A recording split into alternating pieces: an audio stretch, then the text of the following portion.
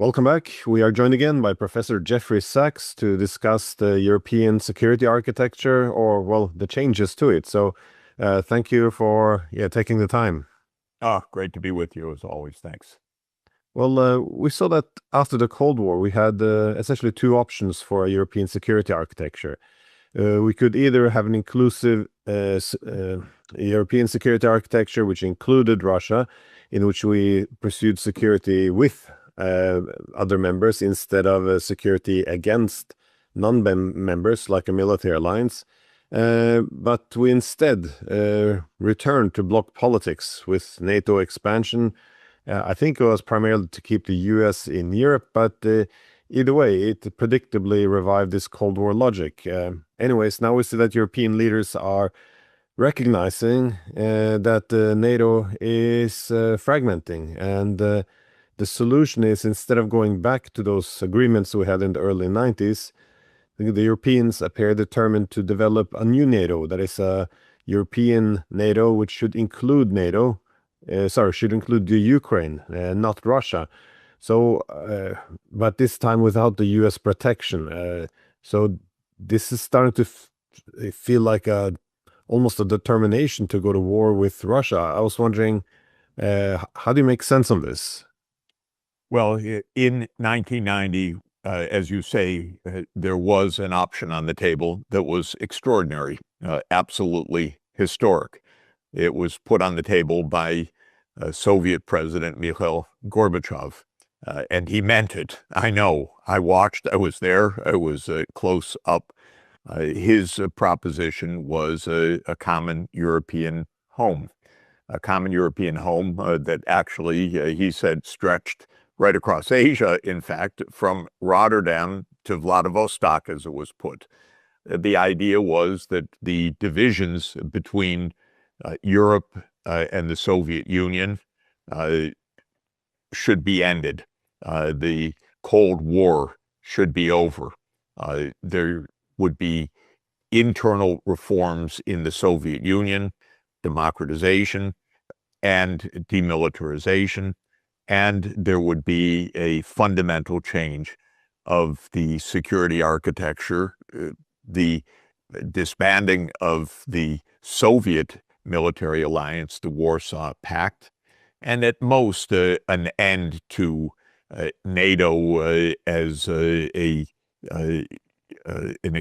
any kind of expansionist or offensive operation. Indeed, the promise, absolutely explicit, made by Germany and the United States in February 1990 in quest of German reunification, a formal end to World War II, and a response to Gorbachev's offer, is that NATO would not move 1 inch eastward.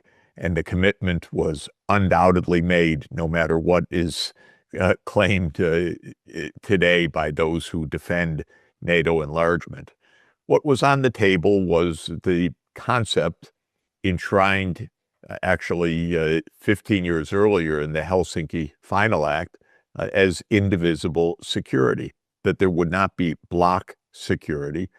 No country would join an alliance that would threaten a neighbor.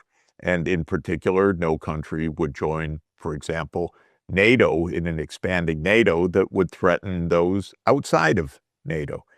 This was clear, it was on the table, and it was rejected. So this is quite an interesting point. What happened instead, despite the commitment made very clearly by Germany and the United States in 1990, was that NATO expanded. And ultimately, this led to the ongoing war in Ukraine. So why did that happen? And I think you mentioned one reason. I think that there are two reasons. And those two reasons go back to even the origin of NATO. One reason was to keep the United States in Europe as a security defender of Europe, but against who? The Soviet Union wasn't an enemy. After the Soviet Union disintegrated in December 1991 dissolved into 15 former republics of the Soviet Union and now 15 independent nation states, there was no threat.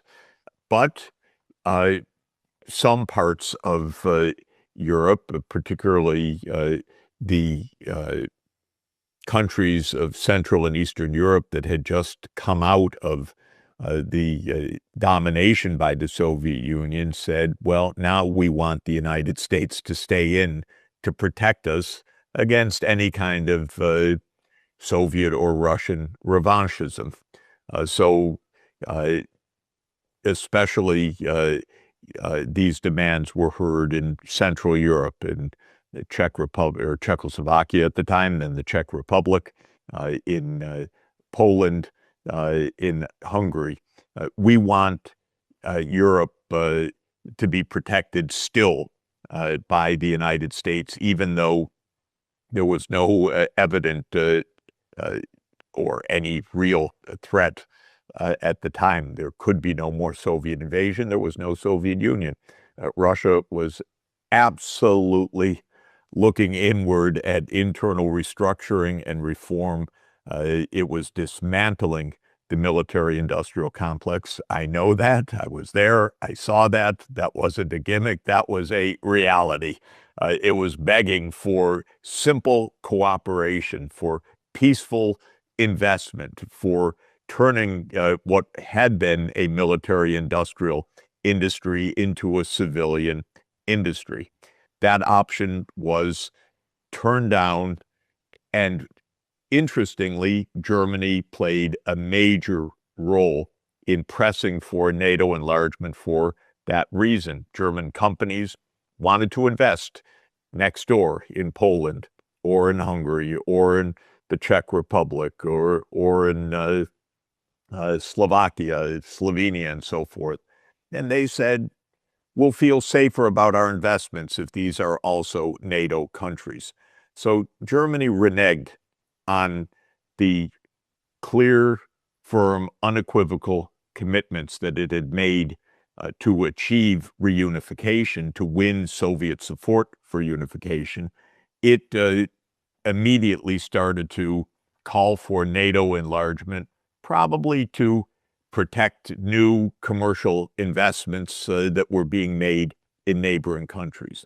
But there was a second idea. This was not the only reason for NATO enlargement. The United States chose NATO enlargement also as a policy tool. For what? For hegemony. The idea was now that NATO is essentially not a defensive alliance against a now non-existent Soviet Union, but it becomes the military branch of the U.S. overseas power. And so NATO enlargement became part of the new unipolar world that American strategists decided that they would create with the fall of the Soviet Union. In other words, the United States also made a choice. Should it make peace with Russia and see a recovery of Russia to, let's say, a great power status, not a belligerent country, but a powerful country, a country of 17 million square kilometers, roughly twice the size of the United States and the next largest countries? Or would the United States attempt to keep Russia down, maybe to divide it, but at a minimum to ensure that it could never rise again as any kind of threat, even though it wasn't threatening anybody? Well, the United States chose that approach. While European countries, especially Germany and the countries of Central Europe, said, we want more NATO, the United States also decided, yes, that's a good idea, not to protect those countries, but to project American power. And the chief proponent of this idea, the chief ideologue, I would say, in the 1990s was Zbigniew Brzezinski. And he was a very smart man, a very interesting man. But he didn't like Russia, and he did not want Russia to have a strong, even if peaceful, standing. Perhaps as a Polish American, he reflected Poland's long history of anti-Russian sentiments dating back to the 18th century partition of Poland, and even wars that went back to earlier centuries between the Poland-Lithuanian Empire and the Russians. So Brzezinski definitely had no sympathy for Russia. He wanted to see it weak. He wanted to see it divided. And he saw NATO enlargement as a core strategy for that. And in his very interesting, provocative, and absolutely wrong and dangerous book in 1997, The Grand Chessboard, he played out the U.S. geopolitical game of NATO enlargement. He said that Eurasia is at the center of the world, and Ukraine is the geographic pivot of Eurasia. He who controls Ukraine controls Eurasia. By the way, China was seen as a secondary power, not of any real interest to the United States at the time, off in the periphery.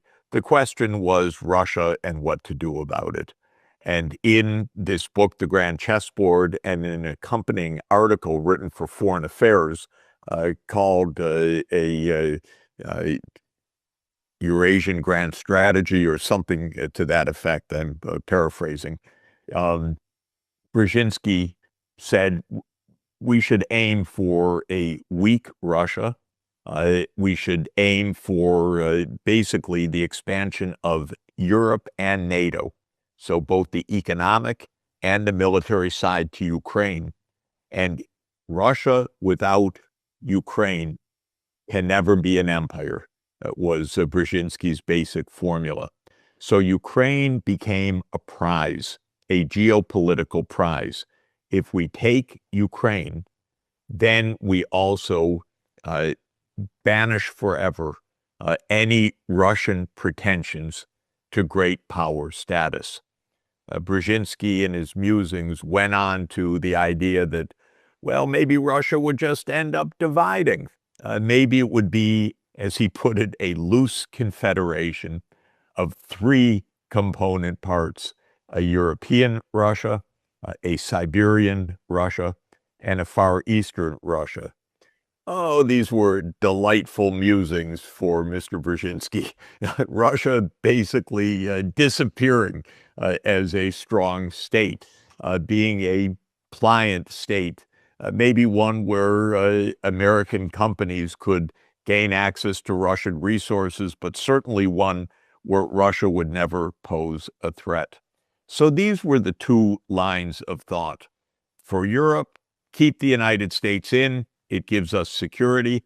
For Germany, in particular, expand NATO. It helps us to invest in the neighboring countries because they'll have a clear military security as well as eventual membership in the European Union.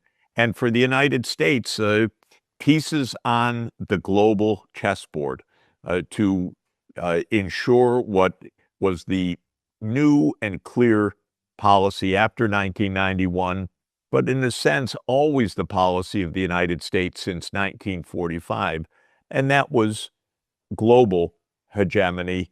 But between 1945 and 1991, the Cold War intervened. There was a superpower rival, but after 1991, with no superpower rival on the scene, global hegemony came into clear view. The end of history had arrived, and NATO would be a very convenient instrument for the expansion of U.S. power into Eurasia. I like to refer people to a fascinating debate that was shown on American television took place on American television, I should say, in 1994 in what was called the McNeil News Hour with a very fine newsman, Robert McNeil, who interviewed two people in 1994 about NATO enlargement. One was the last U.S. ambassador to the Soviet Union as the Soviet Union was ending, Jack Matlock, and the second was Henry Kissinger. And Matlock said, don't expand NATO. This could poison relations with Russia. This could undo the goodwill that is clearly here. And Matlock said, if things go sour later on, we'll have plenty of time to regroup, to reinforce security, to build our defenses. But don't antagonize Russia. Russia's trying to be cooperative, friendly. It's a bit down on its knees right now because of economic crisis. Don't shake up a fragile but positive path to peace. Kissinger says, no, NATO must enlarge. And he's asked by McNeil, why? Mr. Kissinger, is Russia a threat? And he says, no, Russia's not a threat. Well, is Russia threatening any of its neighbors? Oh, no, Russia's too weak. It's not threatening any of its neighbors. Well, Mr. Kissinger, would NATO enlargement antagonize Russia? Yes, it would. Well, Mr. Kissinger, if Russia's not a threat and it would antagonize Russia, why would you do it? And Kissinger gives the classic Imperial answer. He says, well, if you can't antagonize them when they're weak, what are you going to do when they're strong? So it was anticipatory antagonism. In other words, we have to get in there when we're strong and they're weak. We have to provoke. We have to take the territory we can. We have to take the grounds that we can. And this is what exactly went down. The Kissinger later on started to say, NATO enlargement to Ukraine's not a good idea. Even Brzezinski later on said that, I believe. But at the time in the 1990s, they were just gung-ho for American power. And I can add one more thing, Glenn, which is that the Russians were really peeved as NATO started to enlarge. But it came in three waves, which we should understand. When the first wave of NATO enlargement came in 1999 with Hungary, Poland, and the Czech Republic, and really pushed by those three countries as well, by Václav Havel and others, who also wanted the NATO protection. The Russians swallowed hard. They were in a weak position. This was still a long way from their borders. They were unhappy. They thought they had been cheated, which they had been, but they went along with the NATO enlargement in this first wave. And when President Putin became president, he was not antagonistic to Europe or to the United States. And famously, he explored Russia actually joining NATO and then found that, no, you don't understand. NATO's against you. This only became apparent later on. The second wave of NATO enlargement brought NATO to Russia's borders in the North Sea, in the Baltic states. So the wave in 2004 was 7 states, Latvia, Lithuania, and Estonia in the Baltic region, Slovenia and Slovakia, Bulgaria, and Romania. This was also now real national security. The Black Sea was being now taken by NATO. The Baltic states were being taken by NATO. And this 2004 expansion came in the wake of America's withdrawal from the Anti-Ballistic Missile Treaty in 2002, which I think really shook the ground, because now the nuclear balance was being undone by the United States as the U.S. unilaterally walked away from the anti-ballistic missile treaty. So 2004 was really a very, very bad expansion, and it put Russian backs up tremendously. And that's when they said, don't you dare come further. That's when President Putin said at the Munich Security Conference in 2007, enough. You've cheated, you've reneged, but don't come further.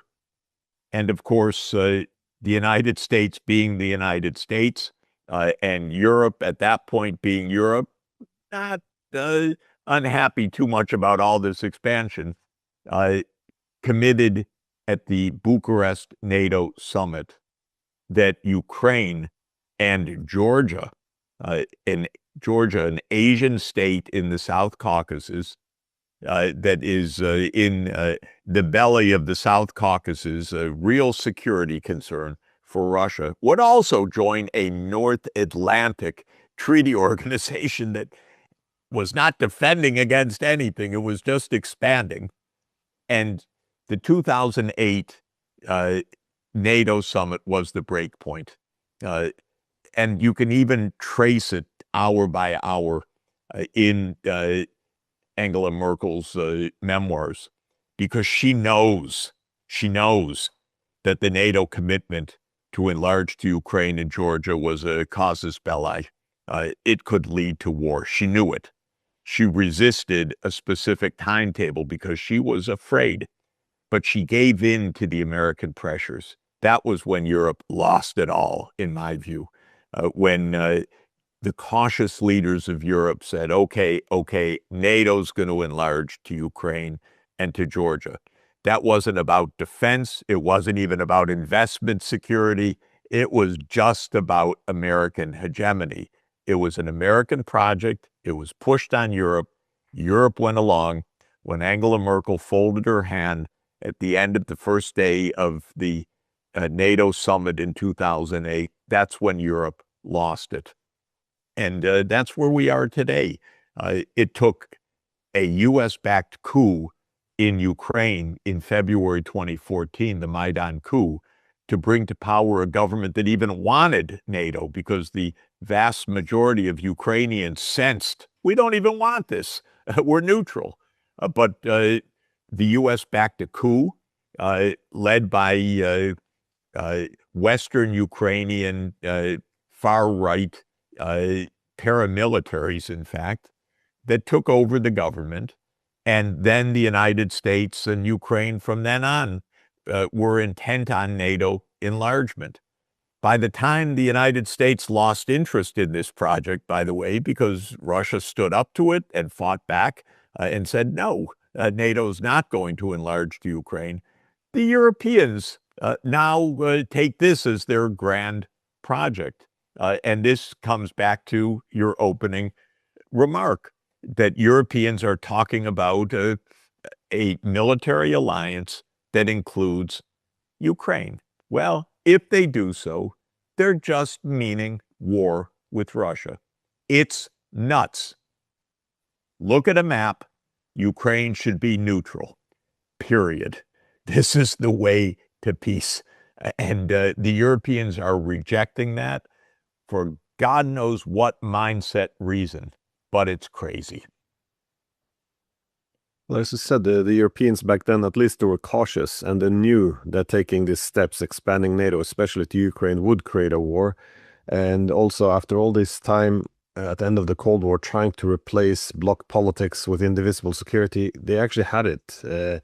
But they wouldn't take yes for an answer. And exactly. They knew the risk of reviving bloc politics. They knew that a Europe without Russia would inevitably become a Europe against Russia. And this is why it's so hard to understand what's going through their minds, because this new military bloc, it can't create hegemony. It is definitely not going to create anything that looks like security, because a European military bloc will instigate conflict, but without the American protection. It's kind of begs what the purpose is. And if you see this together with other initiatives, such as all these European countries, including Germany, pushing these drone programs, this mass production of long-range drones for the explicit purpose of striking deep into Russia. They keep talking about deterrence and helping Ukraine, but the Europeans have gone to war now against Russia. It's just difficult to understand what the purpose is. Yes. Let me try to give you my explanation. First, let me say it's madness. It's suicidal. It's a path of war. So what I'm about to say as explanation is not justification. It's trying to understand what is going on, because this is crazy, what Europe is doing right now, thinking that it's girding for war with a nuclear superpower. Crazy. So what is going on? Well, part of it is really the mindset of Eastern Europe. Eastern Europe was under Soviet domination for 45 years, basically. And they have this visceral hatred, fear of Russia. And so a lot of this is driven by the Baltic states. It's driven by Poland, certainly. Much less so by the Czech Republic or Slovakia, which actually resists all of this, or by Hungary, which has been resisting this, or by Bulgaria and Romania. But the Baltic states and Poland are Russophobic to the core. That's part of their long history. It's part of their Cold War history. It's a tremendous lack of understanding of history and an unwillingness, a radical unwillingness to understand anything from the Russian perspective. It's very, very sad. Even the Cold War, maybe we can discuss on another time, had its roots in terrible misunderstandings and security dilemmas. Russia was looking for protective space. Again, just like now, the United States and Britain were not interested in giving protective space to the Soviet Union. That they wanted a remilitarized Germany.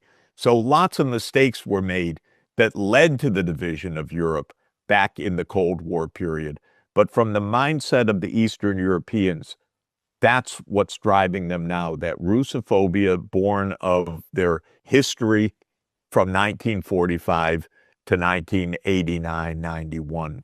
And I think it's a huge mistake, a huge failure of understanding history, a huge misreading of everything going on right now. So this, I fear, is one major part. And then in Brussels, the European project depends on keeping these new entrants happy also. They don't want a politically divided Europe. So who is their chief foreign policy spokesman?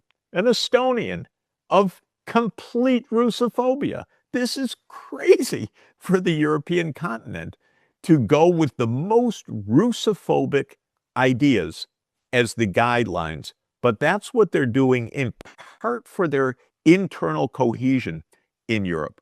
But there's a second matter, Glenn, that I think is really, really important.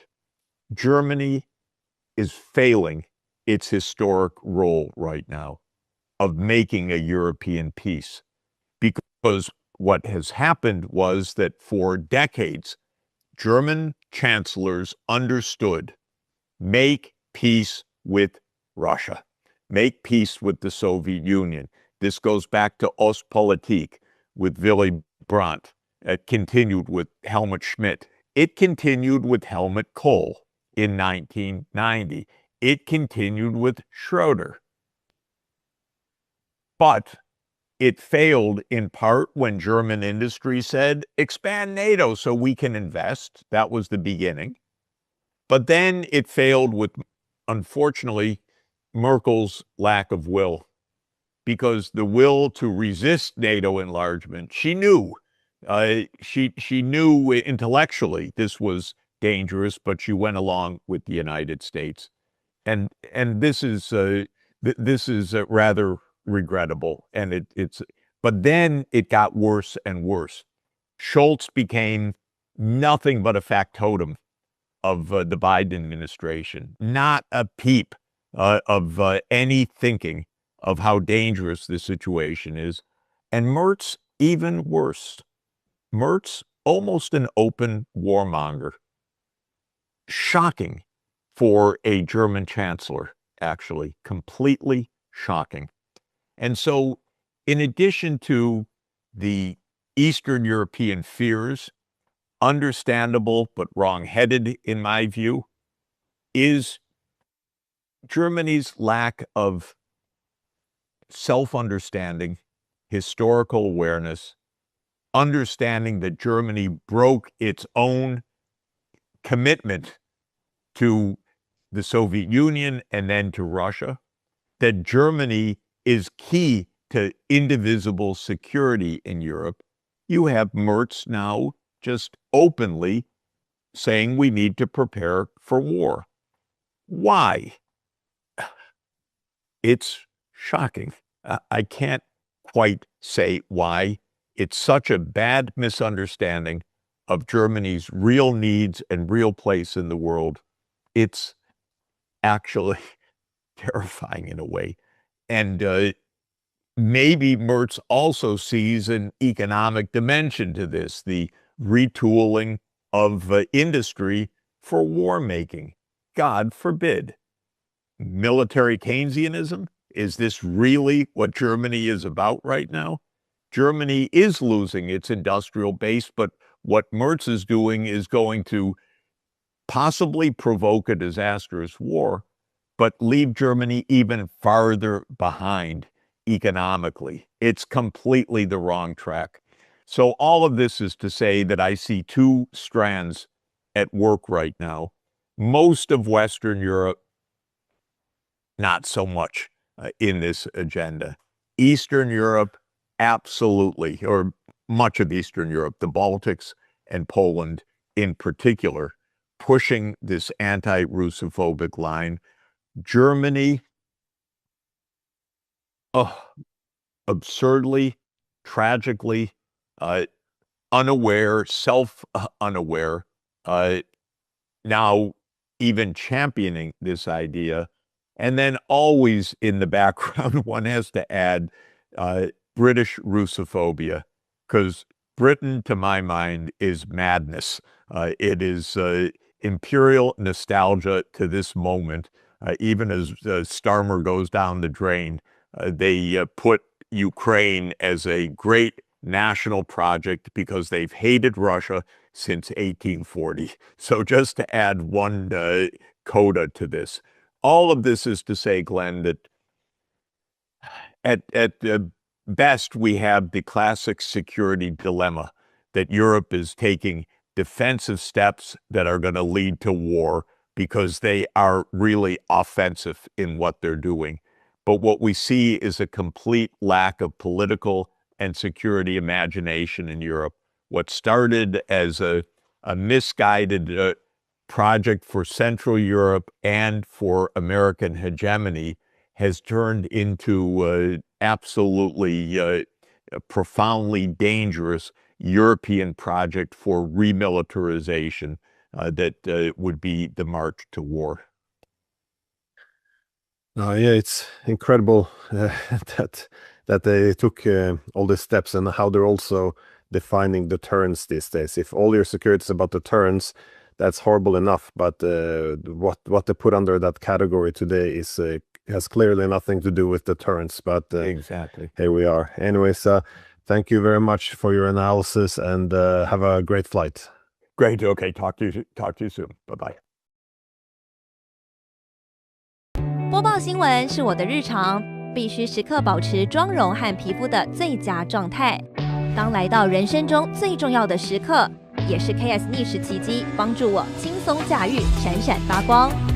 KS 逆时奇迹活肤露全效精华、精华霜，多达5种 EGF 6大冻龄关键成分，保湿效果让我非常满意，小细纹也不再困扰我。我就是我自己的最佳女主角。KS 让我从容自信，光彩动人。我是我人生中的大女主，我的最爱我做主。KS 逆时奇迹系列热卖中，下单请上快点购，透过中天新闻网 App 下单立减50，或输入 CTI 推荐码有额外折扣。